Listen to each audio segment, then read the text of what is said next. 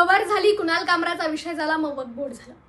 जर सगळंच झालं असेल तर महाराष्ट्र सरकारला माझी विनंती आहे, गेल्या 2-3 दिवसापासून महाराष्ट्रात अवकाळी पाऊस, गारपीट सुरू आहे. शेतकऱ्याच्या आंब्यापासून तर कांद्यापर्यंत शेतकऱ्याचं उभं पीक जमीनदोस्त झालंय. जर सरकारनं आपला मोर्चा आता शेतकरी विषयाकडे वळवला तर फार उपकार होतील. महाराष्ट्र राज्याचे उपमुख्यमंत्री माननीय अजितदादा पवार यांनी 3 दिवसात बँकेत जाऊन शेतकऱ्यांनी पीक कर्जाचे हप्ते जमा करण्याची तंबी दिली. अजितदादा, माझा बाप बँकेत पोहोचण्याआधीच अवकाळी पाऊस माझ्या शेतकऱ्याच्या बापाच्या बांधावर पोहोचला. अजितदादा, पैसे बँकेत शेतकऱ्याकडनं जमा झालेच नाही, परंतु ज्याच्या जीवावर तो हप्ते जमा करणार होता ते पीक मात्र 2 दिवसात मातीमध्ये जमीनदोस्त झालं. एकदा ते पीक मातीत कसं जमीनदोस्त झालंय, उभ्या पिकाचा कसा चिखल झालाय, हे पाहण्यासाठी एकदा अजितदादा शेतकऱ्याच्या बांधावर येऊनच जा. गृहमंत्री साहेब, तुम्ही कुणाल कामराची चौकशी करतायत, त्यानंतर आता कुणाल कामराच्या कार्यक्रमाला येणाऱ्या प्रेक्षकांचीही चौकशी सुरू केली. त्यांनी हसवलं ते हसले. हसवणाऱ्याची आणि हसणाऱ्यांची चौकशी करण्यापेक्षा गेल्या 2 दिवसापासून शेतकरी बांधावर ढसाढसा रडतोय. जमलंच तर पंचनाम्याचे आदेश देऊन शेतकऱ्याच्या शेतीची चौकशी करण्याचे आदेश दिले तर फडणवीस साहेब फार बरं होईल, किंबहुना शेतकऱ्यांवर तुमचे अनंत उपकारच होतील. खरं तर फडणवीस साहेब, तुम्ही ट्विटरद्वारे शिवसेना उद्धव बाळासाहेब ठाकरे यांचे वक्फ बोर्डावर काय विचार आहेत बघूयात वगैरे असं ट्विट केलं.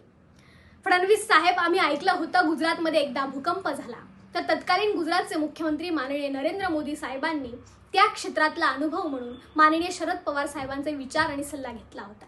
फडणवीस साहेब, कर्जमाफीबद्दल शिवसेना उद्धव बाळासाहेब ठाकरे पक्षाचे काय विचार आहेत हे जर तुम्ही समजून घेतलं आणि त्या क्षेत्रातला अनुभव म्हणून जर माननीय उद्धव साहेब ठाकरे यांचा तुम्ही सल्ला घेतला तर शेतकऱ्यांवर फार उपकार होतील. असाही शेतकऱ्याचं नुकसान पाहून तुम्हाला काय फायदा आहे म्हणा.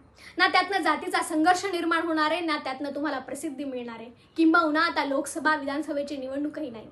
पण फडणवीस साहेब, शिंदे साहेब, पवार साहेब, तुम्ही जर खरंच आमच्या बांधावर येणार असाल तर AIची नवीन टेक्नॉलॉजी वापरून जिबलीद्वारे हवं तर आम्ही तुमचे फोटो सोशल मीडियावर तुम्ही बांधावर येऊन गेले म्हणून प्रसिद्धी मिळवून देण्यासाठी पोस्ट करतो. शिंदे साहेब, तुमच्यासाठी खास सवलत, हवं तर तुमचे 2-3 फोटो आम्ही पोस्ट करतो, पण एकदा शेतकऱ्याच्या बांधावर येऊन त्याचा संघर्ष, त्याचे कष्ट, त्याचे हाल एकदा पाहून जा. आणि हो, यावेळी फक्त फोटोवर भागणार नाही बरं का. यावेळी फक्त तुमच्या अकाउंटवर फोटो टाकून द्यायचे असं चालणारच नाही. पवार साहेब, तुम्ही 3 दिवसात शेतकऱ्यांना बँकेत आपले हप्ते जमा करण्याची तंबी दिली. अजितदादा, शेतकऱ्याची लेख म्हणून मी तुम्हाला तंबी देते. पुढच्या 3 दिवसामध्ये शेतकऱ्याच्या शेतीचे पंचनामे करून शेतकऱ्याच्या बँकेच्या खात्यामध्ये शेतकऱ्याला नुकसान भरपाई मिळालीच पाहिजे अशी सोय करा.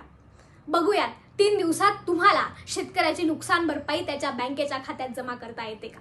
जर तुम्हाला खरंच नुकसान भरपाई 3 दिवसात देता येत असेल अजितदादा, तर मग शेतकऱ्याला 3 दिवसात बँकेत जाऊन हप्ते जमा करण्याची तंबी द्या. अजितदादा, असं जर झालं नाही, तुम्ही शेतकऱ्यांना नुकसान भरपाई 3 दिवसात जर दिली नाही तर महाराष्ट्रात जागोजागीवर शेतकऱ्याच्या कबरी दिसतील आणि मागणी मात्र हे सरकार जमीनदोस्त करा अशी होताना दिसेल. मला खात्री, मला विश्वास आहे, जी माझी भूमिका आहे तीच महाराष्ट्र राज्याचे मुख्यमंत्री फडणवीस साहेब आणि त्यांच्या सरकारची असेल. जय हिंद, जय महाराष्ट्र.